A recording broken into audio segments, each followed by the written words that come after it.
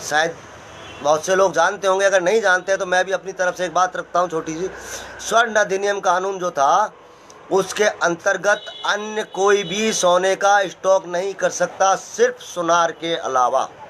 उस कानून की ये व्यवस्था थी कि सिर्फ सुनार ही सोने का स्टॉक कर सकता है, बाकी अन्य चाहे वो लाला हो, महाजन हो, बनिया हो, राजपूत, सिर्फ आप ज्वेलरी रख सकते हो जितनी मर्जी, परंतु सोने का स्टॉक रखने का उनके पास कोई प्रावधान नहीं था। उस कानून में ये लिखा हुआ था।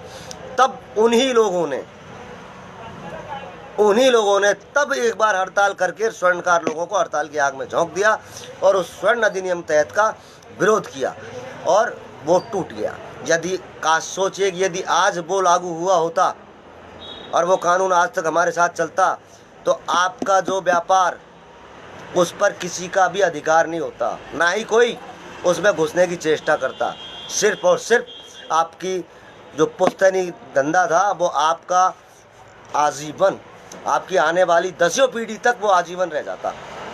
और आज जिस तरीके से स्वर्णकार भाई दर दर की ठोकरें खा रहे हैं, कोई किसी व्यापार में चला गया, कोई किसी व्यापार में चला गया, इस प्रकार के जितने भी व्यापारों में लोग चले गए उनमें कोई नहीं जाता, अपने पुश्तैनी व्यापार में जम के और बैठा हुआ रहता और बड़े मज़े से रहता।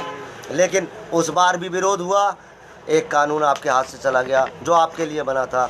दूसरी बार फिर विरोध हुआ, हड़ताल की आग में कूद गए, वो भी कानून सिर्फ आपके लिए बना था कि अगर ये लेखा जोखा रखने लगेगा व्यापारी बेचने वाले का तो उसका सारा डाटा सामने आ जाएगा और वो स्टॉक नहीं बना पाएगा और ना ही वो वैरायटियाँ मेंटेन कर पाएगा। उसके कारण हमारे स्वर्णकार भाई अपने व्यापार को बड़ी मजबूती ला सकते हैं।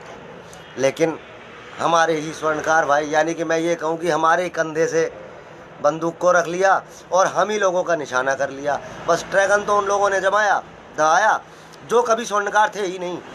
और आप गलतियां आपकी भी थी कि आपने उनको अपना आका समझ लिया।